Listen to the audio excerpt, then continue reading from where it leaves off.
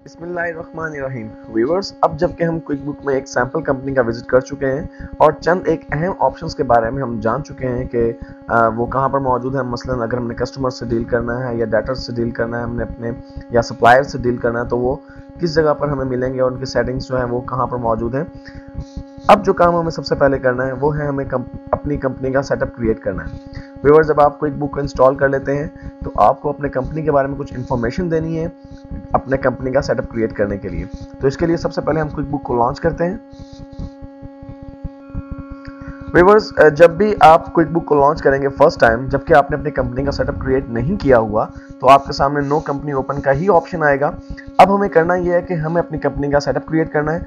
यहाँ पर बॉटम पे हमारे पास तीन ऑप्शंस मौजूद हैं: create a new company, open or restore an existing company, open a sample file. तो व्यूअर्स, सैंपल फाइल को हम ओपन करके ऑलरेडी विजिट कर चुके हैं। अब हम अपने मेन काम की तरफ आते हैं। हम अपने बुक्स ऑफ अकाउंट्स को मेंटेन करना चाह रहे हैं और उसके लिए हम एक कंपनी क्रिएट करेंगे। तो व्यूअर्स, मैं जिस कंपनी का डाटा आपके साथ लेकर चलूंगा वो है एक मोबाइल बिजनेस, एक सोल ट्रेडरशिप है, यानी वाहिद मलकियती कारोबार है और वो मोबाइल्स के बिजनेस में डील करते हैं। तो हम उनके अकाउंट्स को किस तरह से मेंटेन करेंगे, ये चीज़ हम इसी के मुनासबत से हम अपना जो है वो कंपनी अकाउंट क्रिएट करेंगे। तो आप क्रिएट अ न्यू कंपनी के बटन पर जो ही क्लिक करते हैं आपके पास एक विंडो अपीयर हो जाती है। बेसिकली ये एक विज़र्ड है व्यूअर्स। आप इसमें इंफॉर्मेशन पुट करते जाएंगे, इंफॉर्मेशन एंटर करते जाएंगे अपनी कंपनी से रिलेटेड, और ये साथ ही साथ आपकी कंपनी से जो रिलेटेड इंफॉर्मेशन है वो एक फाइल में सेव करता जाएगा सॉफ्टवेयर, और उसमें फिर आपके चंद जो रिलेटेड चार्ट ऑफ अकाउंट्स हैं, यानी जो अकाउंट्स आपको दरकार होंगे, वो ऑटोमेटिकली इसमें इंसर्ट कर देगा। व्यूअर्स, मैं आपको ये रिकमेंड करता हूँ कि आप इस इंटरव्यू के जरिए ही अपनी कंपनी की इंफॉर्मेशन एंटर कीजिए। लेकिन अगर आप समझते हैं कि आप अकाउंटिंग में बहुत एक्सपर्ट हैं या आपको अगर ऑलरेडी क्विक बुक का एक्सपीरियंस है, तो फिर आप स्किप इंटरव्यू के ऊपर क्लिक किए, इस बटन पर क्लिक करके इस इंटरव्यू को स्किप कर दें।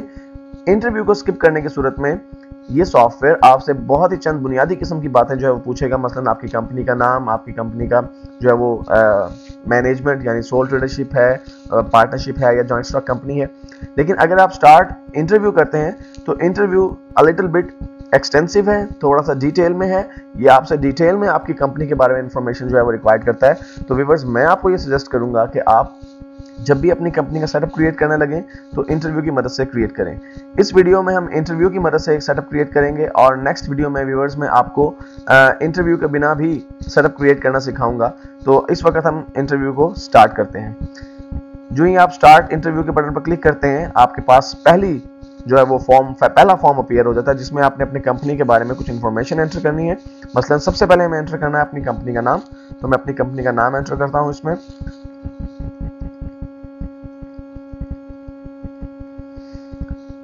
टैब प्रेस करने पर ऑटोमेटिकली कंपनी का नाम लीगल नेम के तौर पर भी आ जाएगा। लीगल नेम क्या है? बेसिकली व्यूअर्स, आप जानते हैं कि क्विक बुक एक यूरोपियन सॉफ्टवेयर है, अमेरिकन बेस्ड सॉफ्टवेयर है और ज़्यादातर अमेरिका और कनाडा में यूज़ किया जाता है। इसलिए वहाँ पर हर बिजनेस को रजिस्टर्ड करवाया जाता है। इसलिए जब कोई बिजनेस रजिस्टर्ड होता है तो उसका एक नाम रजिस्टर्ड होता है कि किस नाम से बिजनेस रजिस्टर्ड होगा। तो लीगल नेम से वही मुराद है। हम इसे लीगल नेम को और कंपनी नेम को चेंज नहीं करते और सेम रहने देते हैं। टैक्स आईडी, व्यूअर्स, अगर आपका टैक्स आईडी मौजूद है तो यहाँ पर इंसर्ट कर दें। लेकिन यहाँ पर एक प्रॉब्लम और भी है कि यहाँ पर जो टैक्स आईडी आप इंसर्ट करेंगे वो नंबर्स की सूरत में होगा। उसे आप एक खास फॉर्मेट में इंसर्ट कर सकते हैं, क्योंकि यूएसए में या कनाडा में जो टैक्स आईडीज हैं उनका एक खास फॉर्मेट है। अगर आप उससे हटकर कोई टैक्स आईडी एंटर करेंगे तो सॉफ्टवेयर उसे एक्सेप्ट करने से इनकार कर देगा। तो फिल वक्त हम यहाँ पर टैक्स आईडी इंसर्ट नहीं करते हैं और स्ट्रीट एड्रेस की तरफ चलते हैं। तो स्ट्रीट एड्रेस में हम अपने बिजनेस का एड्रेस एंटर कर देते हैं।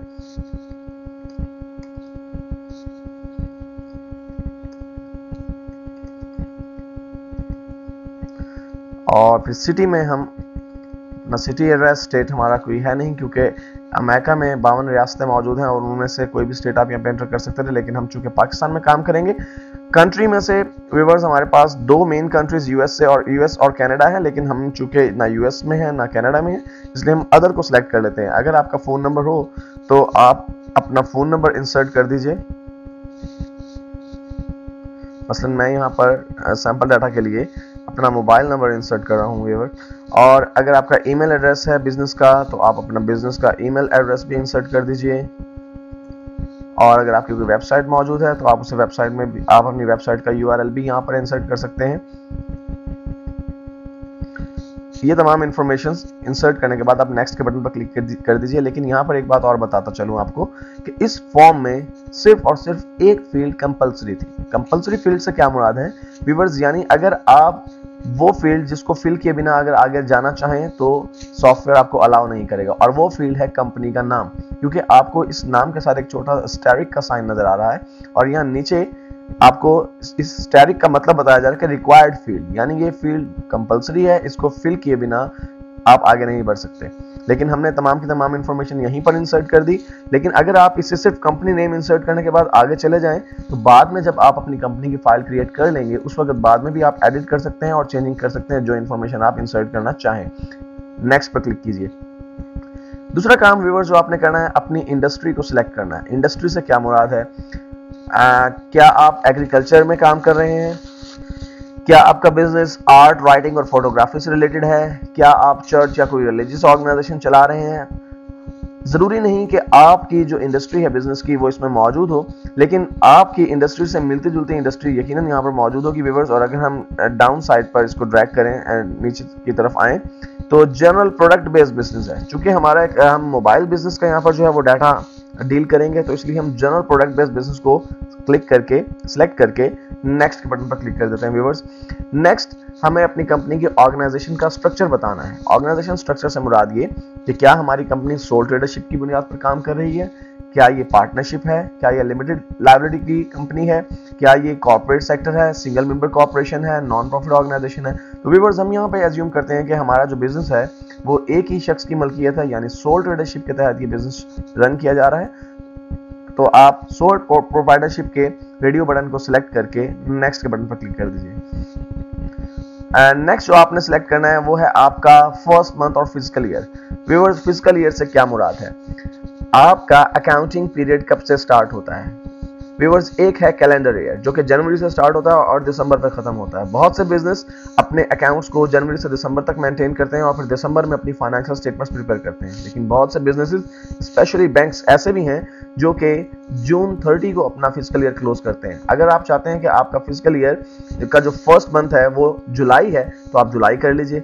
अगर आप चाहते हैं कि नहीं मैं जनवरी से लेकर दिसंबर तक अपने बिजनेस ट्रांजैक्शंस को एंटर करूंगा और दिसंबर के महीने में मैं अपनी फाइनेंशियल स्टेटमेंट्स को प्रिपेयर करूंगा तो फिर आप अपने फर्स्ट फिजिकल ईयर को जनवरी ही रहने दीजिए व्यूअर्स और फिर नेक्स्ट के बटन पर क्लिक कीजिए। यहाँ पर एक आपके सामने एडमिनिस्ट्रेटर पासवर्ड और रीटाइप पासवर्ड का ऑप्शन आ रहा है। मैं इस ऑप्शन को स्किप करूंगा क्योंकि बेसिकली ये जो चीज़ है ये सिक्योरिटी से रिलेटेड है और सिक्योरिटी से रिलेटेड जो वीडियो है वो अलहदा से मौजूद है हमारे इस ट्यूटोरियल में और हम डिटेल से सिक्योरिटी को सेट करना और अपने यूजर्स को सेट करना और एडमिनिस्ट्रेटर के राइट्स को सेट करना सीखेंगे डिटेल से। इसलिए फिल वक्त मैं इसे स्किप छोड़ देता हूँ और नेक्स्ट पर क्लिक करता हूँ। नेक्स्ट है व्यूअर्स हमने जो इन्फॉर्मेशन कंपनी को प्रोवाइड की है उसके मुताबिक कंपनी जो है वो हमारी फाइल क्रिएट करने के लिए सॉफ्ट क्विक बुक जो है वो हमारी कंपनी की फाइल क्रिएट करने के लिए बिल्कुल रेडी हो चुका है। बेसिकली अब क्विक बुक क्या करेगा, एक फाइल क्रिएट करेगा और उस फाइल में जो इन्फॉर्मेशन हमने अभी तक पुट की है और मजीद आगे जो इन्फॉर्मेशन हम पुट करेंगे वो तमाम इन्फॉर्मेशन एक डाटाबेस की सूरत में सेव कर लेगा। तो हम जो ही नेक्स्ट पर क्लिक करते हैं व्यूअर्स देखिए हमारे पास लोकेशन पूछ रहा है कि हम जो अपना बिजनेस बना रहे हैं, अपने बिजनेस की फाइल क्रिएट कर रहे हैं वो बेसिकली कहाँ पर सेव की जाएगी। तो व्यूअर्स यहाँ पर एक्सरसाइज फाइल्स का जो है वो ऑप्शन हमारे पास ऑलरेडी सिलेक्टेड है फोल्डर, तो मैं इसे चेंज नहीं करता हूँ और यहीं पर इसको सेव कर देता हूँ। लेकिन आप अपने बिजनेस के पॉइंट ऑफ व्यू से जिस जगह पर अपनी फाइल को कन्वीनियंट फील करते हैं, सेफ फील करते हैं कि डी में या ई में किसी खास फोल्डर में अगर आप वहाँ पर सेव करना चाहते हैं तो आप यहाँ सर सेव इन से ब्राउज करके कहीं पे भी अपनी फाइल को सेव कर सकते हैं। लेकिन मैं इसे फिल वक्त एक्सरसाइज फाइल में ही अपने फाइल नेम के साथ इसी अदनान मोबाइल जोन के नाम के साथ सेव करता हूँ। जो ही मैंने इस पर क्लिक किया व्यूअर्स अब डाटाबेस क्रिएट होना शुरू हो गया। आपके सामने एक वर्किंग विंडो अपीयर हो गई है। व्यूअर्स क्विक बुक ने हमारे लिए एक फाइल क्रिएट कर दी है और उस फाइल में अब तक हमने जो इन्फॉर्मेशन पुट की थी और मजीद जो इन्फॉर्मेशन हम पुट करने वाले हैं वो तमाम इन्फॉर्मेशन उसने सेव कर दी है। अब हम नेक्स्ट के बटन पर क्लिक करते हैं। सबसे पहला सवाल जो आपसे इंटरव्यू में पूछा जा रहा है वो है आपकी प्रोडक्ट्स के हवाले से। क्या आप सर्विस में डील करते हैं?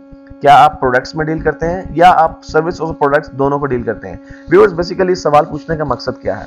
अगर आप सिर्फ सर्विसेज को डील करते हैं तो आपके चार्ट ऑफ अकाउंट्स में सेल्स का जो ऑप्शन है वो नहीं होगा, एक तो। सेकेंडली, दूसरा, आपके चार्ट ऑफ अकाउंट में इन्वेंटरी को मेंटेन नहीं किया जाएगा, क्योंकि इन्वेंटरी सिर्फ उन्हीं बिजनेसेस में मेंटेन की जाती है जहां पर आप प्रोडक्ट्स को सेल कर रहे हो।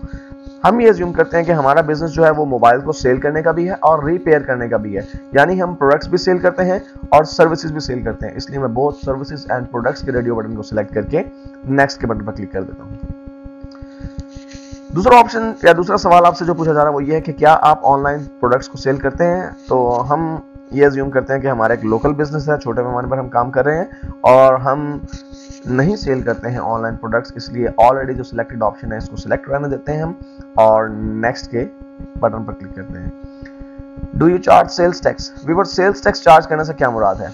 बहुत सी बड़ी बड़ी ऑर्गेनाइजेशंस जब प्रोडक्ट्स को सेल करती हैं तो अपने कस्टमर से जिन्हें वो सेल कर रही हैं सेल्स टैक्स कलेक्ट कर लेती हैं, और अगर वो ऑर्गेनाइजेशन सेल्स टैक्स को कलेक्ट करती हैं तो अपने पास पूरा रिकॉर्ड मेंटेन करती हैं कि उन्होंने कितनी सेल्स की और उस सेल्स के एवज उन्होंने कितना सेल्स टैक्स कलेक्ट किया।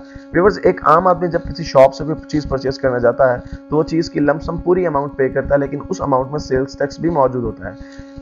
आम आदमी जिस शॉपकीपर से ये चीज लेकर आता है, यानी करियाना वाला आप कह लें या परचून फरोश कह लें, उस शख्स ने यकीनन ये चीज एक होलसेलर से परचेज की होती है और होलसेलर ने ये चीज फैक्ट्री ओनर से परचेज की होती है। तो अल्टीमेटली जो टैक्स का हिसाब किताब रखेगा वो फैक्ट्री ओनर रखेगा कि उसने कितनी प्रोडक्ट सेल की और उस पर कितना सेल्स टैक्स कलेक्ट किया।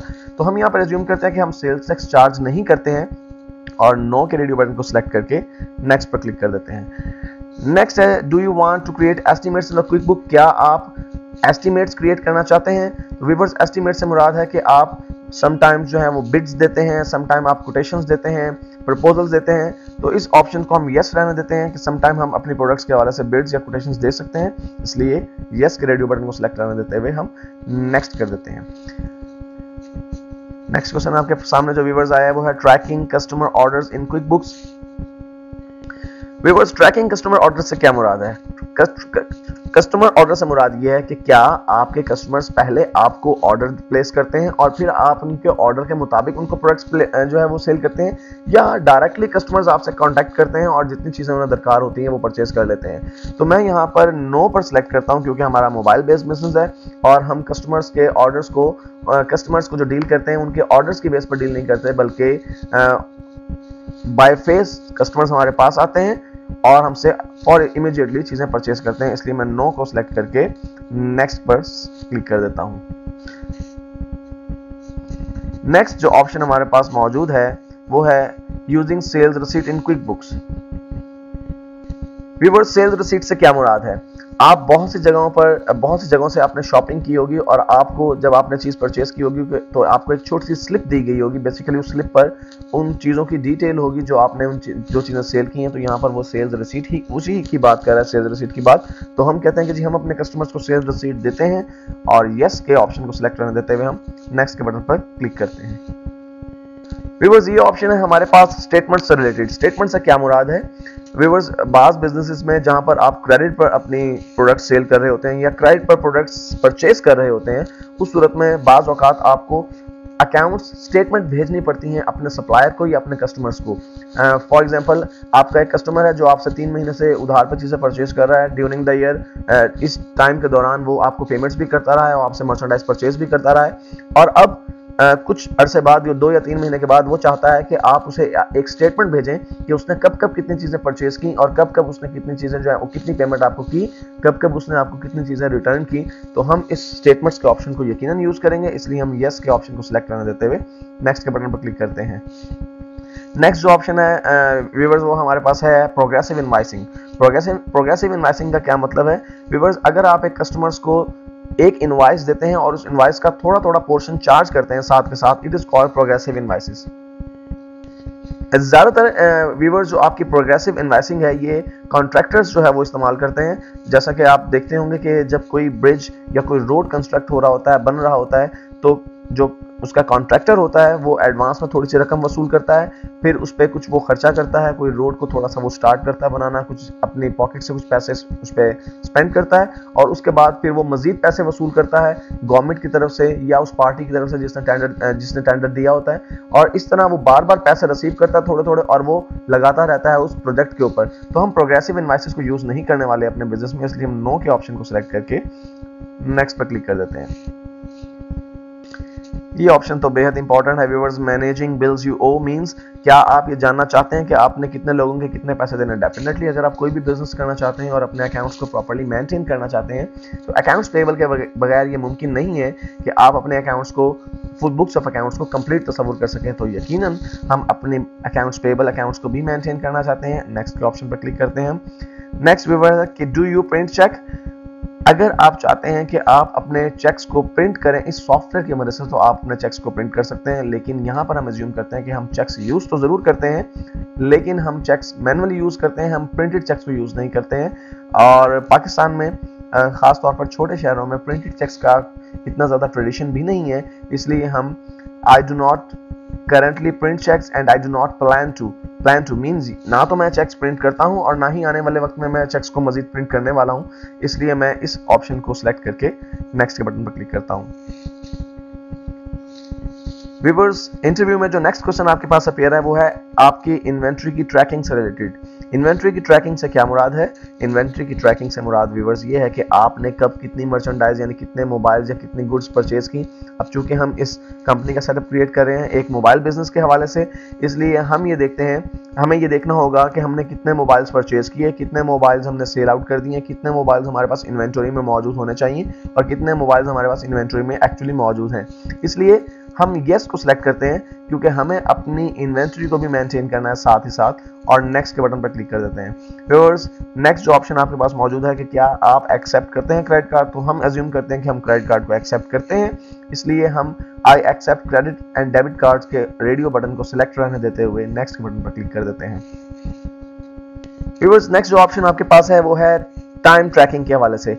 व्यूअर्स, बाज़ ऑर्गेनाइजेशंस में एम्प्लॉयज या ओनर्स या पार्टनर्स जो हैं वो आवरली बेसिस पे काम करते हैं, घंटों के हिसाब से काम करते हैं। उस सूरत में आपको एम्प्लॉयज की सैलरीज बनाना होती हैं उनके टाइम जितना उन्होंने स्पेंड किया होता है उसके हिसाब से, या फिर अगर पार्टनरशिप बिजनेस हो तो फिर पार्टनरशिप बिजनेस में अगर बहुत सारे पार्टनर्स हैं और उन्होंने टाइम जो है वो डिवाइड किया हुआ है कि हर पार्टनर इतना टाइम स्पेंड करेगा, उस सूरत में अगर आपने उनका सैलरी अलाउंस क्रिएट करना हो तो उसके लिए भी आपको टाइम ट्रैकिंग की जरूरत पड़ेगी। लेकिन हम चूंकि सोल ट्रेडरशिप बिजनेस में काम कर रहे हैं और हमारे पास कोई आवरली बेसिस पे काम करने वाला यानी पार्ट टाइम काम करने वाला या ऐसा कोई वर्कर नहीं है जिसे टाइम की बेस पे किया जाए, अगर हमारे पास कुछ एम्प्लॉयज होंगे भी तो वो फुल टाइम एम्प्लॉयज होंगे, इसलिए हम नो के ऑप्शन को सिलेक्ट करके नेक्स्ट के बटन पर क्लिक कर देते हैं। नेक्स्ट ऑप्शन जो व्यूअर्स हमारे पास है, डू यू हैव एम्प्लॉयज, फिल वक्त इस पर नो पर क्लिक है, लेकिन हम यस कर देते हैं, यस क्योंकि हम कुछ एम्प्लॉयज का डाटा भी इसमें एंटर करेंगे और हम एम्प्लॉयज की सैलरीज को भी मेंटेन करेंगे। और एम्प्लॉयज भी दो किस्म के होते हैं व्यूअर्स आपके पास, we have W2 employees and we have contractors.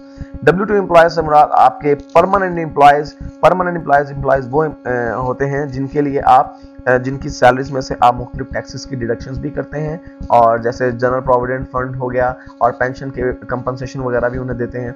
और कॉन्ट्रैक्टर्स एम्प्लॉयज जो वो हैं जो सिर्फ कॉन्ट्रैक्ट बेस पे आपके पास काम कर रहे हैं, तो हम इस वक्त दोनों किस्म के एम्प्लॉयज को सिलेक्ट कर लेते हैं क्योंकि बाद में हम इन दोनों को डील करेंगे। नेक्स्ट के ऊपर क्लिक करते हैं। व्यूअर्स, ये विंडो आपको बता रही है कि नेक्स्ट विंडो में आपके पास चार्ट ऑफ अकाउंट्स आएगा। चार्ट ऑफ अकाउंट्स क्या है व्यूअर्स? किसी भी बिजनेस के अंदर जब आप अकाउंटिंग डील करते हैं तो बहुत से अकाउंट्स आप बनाते हैं, तो इस क्विक बुक सॉफ्टवेयर ने हमारी अब तक की प्रोवाइड की गई इन्फॉर्मेशन के मुताबिक हमारे लिए कुछ चार्ट ऑफ अकाउंट्स बना दिए हैं। व्यूअर्स, ये चार्ट ऑफ अकाउंट्स जो बनाया गया है ये फुल एंड फाइनल हरगिज नहीं है, हम इसे बहुत आसानी से अपनी मर्जी के मुताबिक मोल्ड कर सकते हैं, चेंज कर सकते हैं। इसलिए हम नेक्स्ट के बटन पर क्लिक करते हैं और देखते हैं कि नेक्स्ट में हमारे पास क्या है। नेक्स्ट ऑप्शन जो हमारे पास पूछा जा रहा है वो ये है, select a date to start tracking your finances, यानी आप अपनी बिजनेस ट्रांजैक्शंस का कब से हिसाब क्विक बुक में रखना चाहते हैं। व्यूअर्स, अगर आपको याद हो तो पहली जो हमारे पास पहला फॉर्म आया था या पहली जो विंडो अपीयर हुई थी इस इंटरव्यू के अंदर, उसमें हमसे पूछा गया था कि हम कब से अपना जो है वो अब हमारा फिजिकल ईयर कब से स्टार्ट होता है, और हमने उसमें जनवरी को सिलेक्ट किया था, तो हम भी यहाँ पर भी हम beginning of this physical year को सिलेक्ट करते हैं। व्यूअर्स यहाँ पर ये बात ध्यान में रहे कि अगर आपने beginning of this physical year को सिलेक्ट कर लिया तो उस सूरत में आपको 1 जनवरी 2011 से लेकर ऑनवर्ड जितनी भी ट्रांजैक्शंस हो चुकी हैं वो आपको बैक डेट में जाके एंटर करना होंगी। क्योंकि आज जब मैं ये ट्यूटोरियल बना रहा हूं तो आज हमारे पास डेट है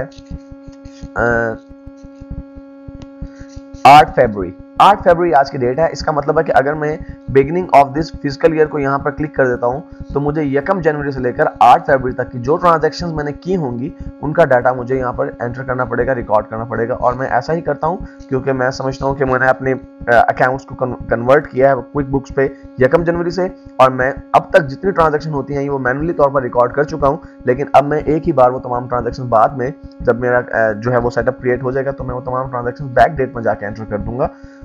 इसलिए मैं beginning of this physical year को सिलेक्ट करके नेक्स्ट पर क्लिक करता हूं।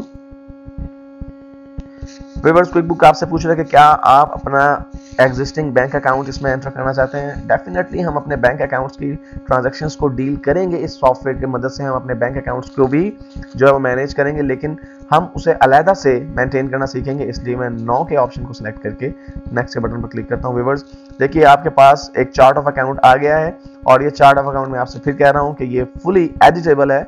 यहाँ पर जो चार्ट ऑफ अकाउंट मौजूद है उसमें आपके पास सेल्स है, सेल्स डिस्काउंट है, शिपिंग एंड डिलीवरी इनकम है। मसलन शिपिंग एंड डिलीवरी इनकम हमारे काम की चीज नहीं है तो हम इसे अनचेक कर देते हैं, क्योंकि हम किसी किस्म की ऐसी इनकम नहीं जनरेट करते हैं, हम जस्ट सेल्स करते हैं प्रोडक्ट्स को। और उसके बाद आपके पास फ्रेट एंड शिपिंग कॉस्ट है, ये हमारे जो है वो एक्सपेंसेस का हिस्सा है, तो ये हम ज़रूर यूज़ करेंगे।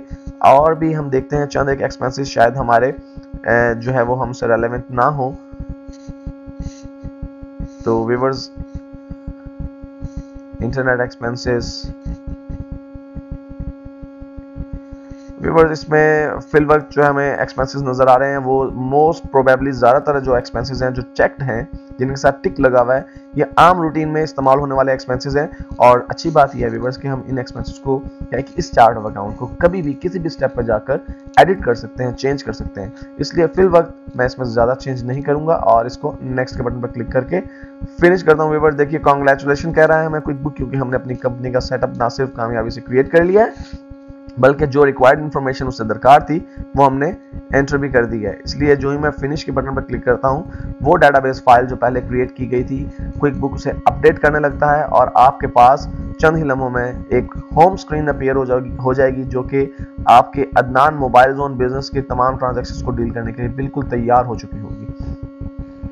लीजिए व्यूवर्स आपकी होम विंडो अपीयर हो चुकी है, और इस पर आपको सबसे ऊपर जो टॉप पे एक विंडो नजर आ रही है वो है क्विक बुक कोच।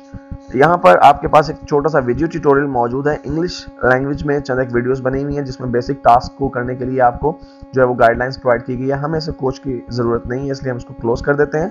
तो ये आपने इसे क्लोज किया वो यहाँ पर आपके पास राइट साइड पर आके अपीयर हो गया है, यानी एक साइड पर आ गया है।